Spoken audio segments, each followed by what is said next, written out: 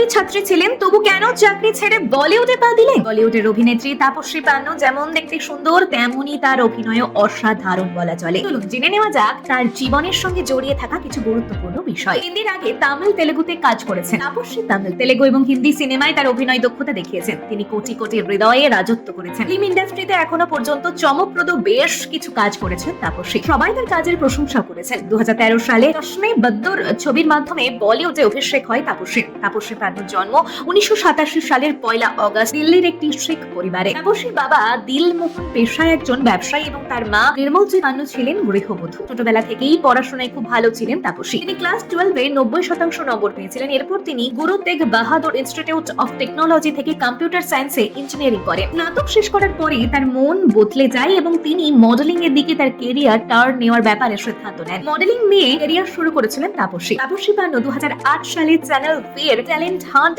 Show get gorgeous এর জন্য audition দিয়েছিলেন। সেখানে তিনি নির্বাচিত হয়েছিলেন। এরপর তাপসী ফেমিনা মিস ইন্ডিয়া প্রতিযোগিতায় অংশ নেন। তাপসী প্রায় 2 বছর মডেলিং করেছেন এবং এই সময়ে Taapsee Pannu Reliance Trends, Red FM এছাড়া কোকা কোলা, মোটোরোলা, প্যান্টালুন্স এর মতো অনেক বড় বড় ব্র্যান্ডের সাথে কাজ করেছেন। তেলেগু ছবি দিয়ে ফিল্ম ক্যারিয়ার শুরু করেছিলেন তাপসী। 2010 সালে মুক্তি পাওয়া তেলেগু ছবি জুম্মন্দি নাদম এর মাধ্যমে প্রকাশ পায় তিনি অভিনয়ে আত্মপ্রকাশ করেন। 2013 সালে অক্ষয় কুমারের সঙ্গে বেবি ছবিতে একটি দুর্দান্ত কাজ করেছিলেন তাপসী। এই ছবিতে সিক্রেট এজেন্ট সাভানার চরিত্রে তাকে ভীষণ পছন্দ করা হয়েছিল। এরপর প্রতিটা ছবিতেই বিখ্যাত হতে থাকেন তাপসী। এরপর একাধিক ছবিতে কাজ করেছেন তিনি।